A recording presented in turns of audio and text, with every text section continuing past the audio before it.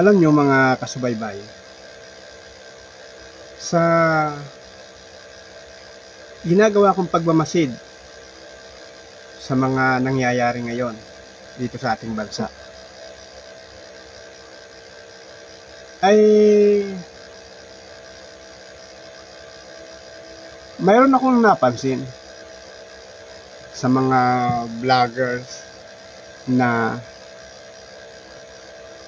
pumupuna sa gagawing malawakang rally ng Iglesia ni Cristo. At alam natin na hindi lamang naman Iglesia ni Cristo ang sumang-ayon sa isasagawang malawakang rally. Sabi nga ay sinamahan ito ng nasa iba't ibang pangkating pangrelihiyon. Dahil alam ko naiintindihan nila ang pinaglalaban ng Iglesia ni Cristo. Na dapat ang isang sinasagawang pag-iimbestiga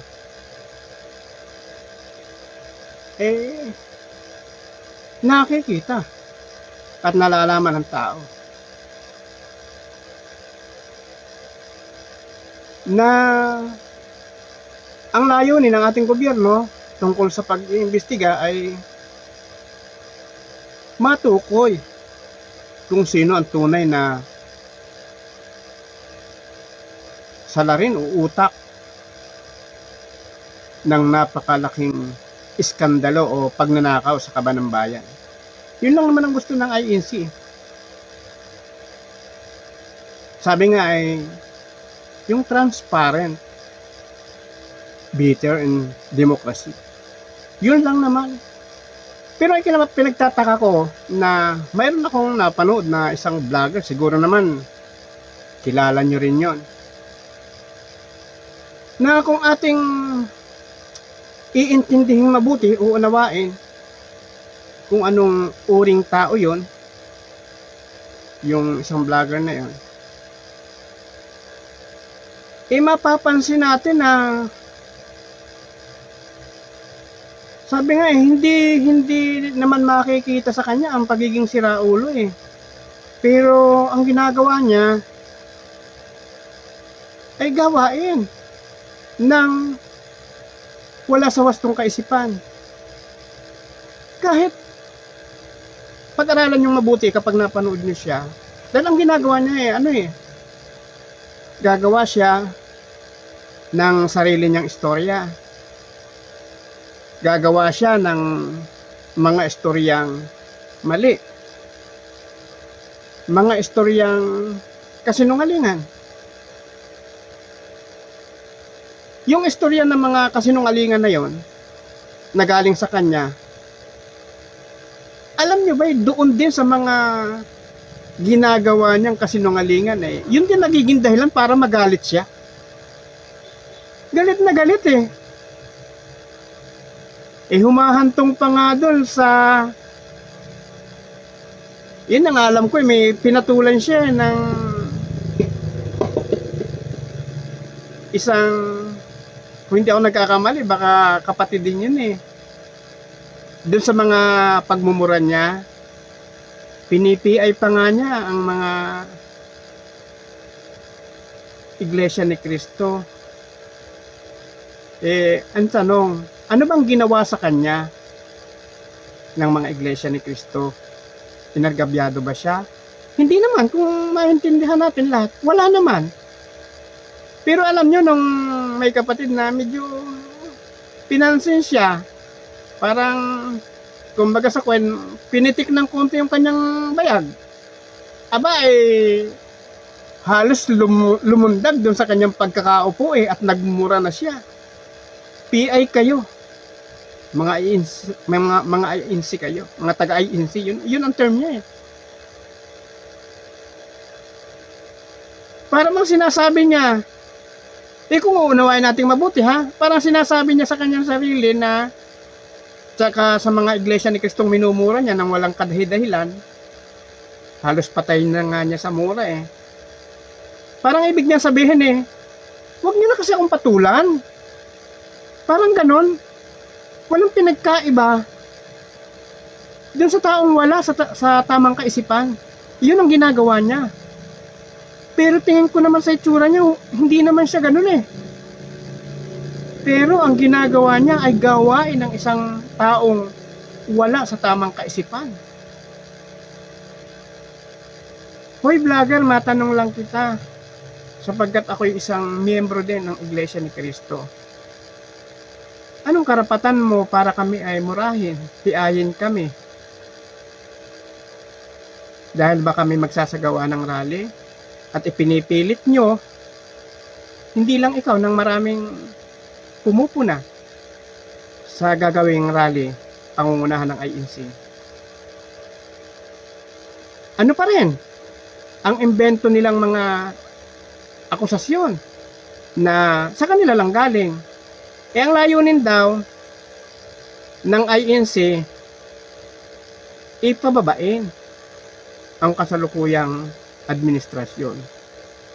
Ay tunay na hindi nyo naiintindihan ang panawagan o sadyang hindi kayo nakakaintindi. Dahil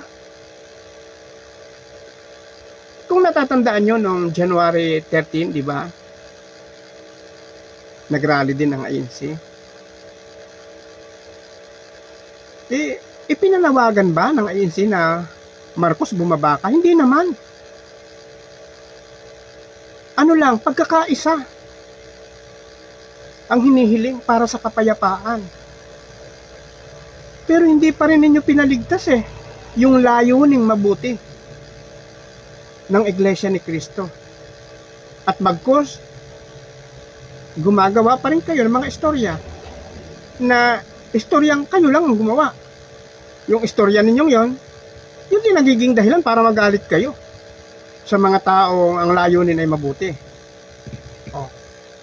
Dahilan yun Kaya nasasabi ko tuloy na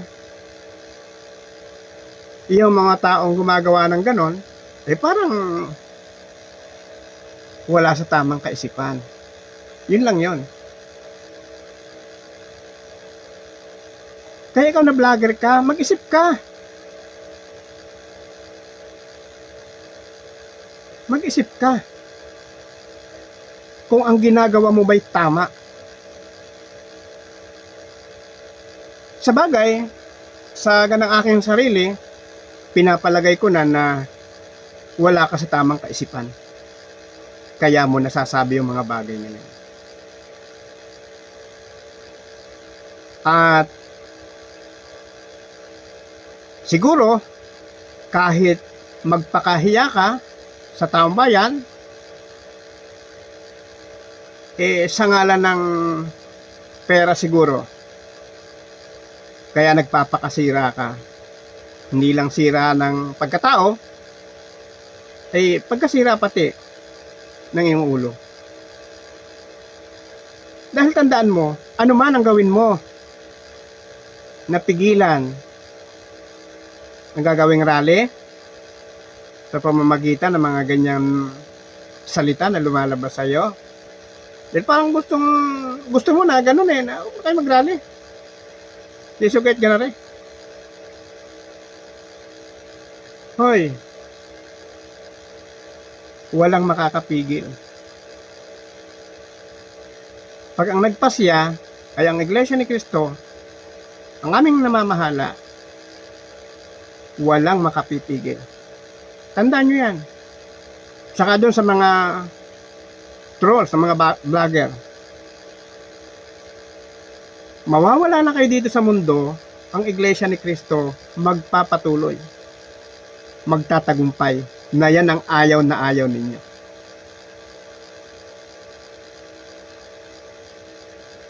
Yan ang tulong-tulong na pinagkakaisahan nyo ng Iglesia ni Cristo ay pabagsakin. Hindi mangyayari yon. Hindi mangyayari sapagkat sinubukan na yan. Sa mahabang panahon, ginawa na nilang lahat ang paraan paninira, at lahat-lahat ng iniisip nila na makapagpapabagsak sa iglesia, kabaligtaran nangyari. Ang iglesia ay patuloy na nagtatagumpay. Patuloy na mahayag na ang iglesia lamang ni Kristo ang tunay na may patnubay ng Ama. Kaya alam nyo, mabuti pa, tumigil na lang kayo. Dahil wala ding mangyayari sa inyo hanggang sa kayo ay maloko sa kakaisip ng paraan kung paano mapipigilan ng AEC. Wala na. Kaya para kayo ay medyo maging kalma sa inyong sarili, tigilan nyo lang AEC. Tigilan nyo na. Minsan nga, napanood ko yun yung isang vlogger na yun na nun ngang patulan nung isang, siguro, kung di ko nagkakamali, kapatid yun Kumbaga sa kwan parang pinitik lang, kinanti lang yung kanyang bayag. Aba ay halos tinitingnan ko yung niya, yung reaction niya halos tumalon sa upuan sa galit at nagmumura. Ako halos malagutan to ng litid sa liig Napapansin ko talagang siya galit na galit talaga. Kaya may hinuha mo yung taong yun. Nagagalit siya dahil sa sarili niyang pinagagagawa. Pipikunin mo kami. Ikitang-kita nga sa iyo Ikaw ang pikon na pikon. Saan ka napipikon? Sa sarili mong ginagawa na mga puro kalukuhan. Ay isipin mo yan. Hindi mo ba napapansin yun? Na nagagalit ka dahil sa sarili mo.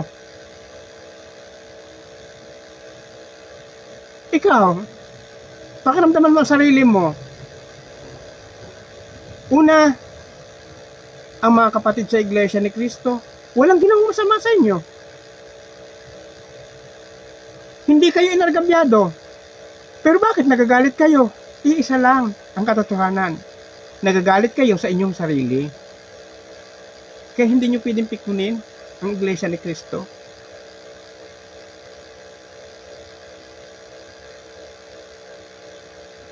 Kaya sa pagsusubaybay ko, meron pa akong isang napanood din na may mga sinasabi nila na sana huwag matuloy. At sa sunod na topic natin, tatalakayin natin yun. Bye-bye.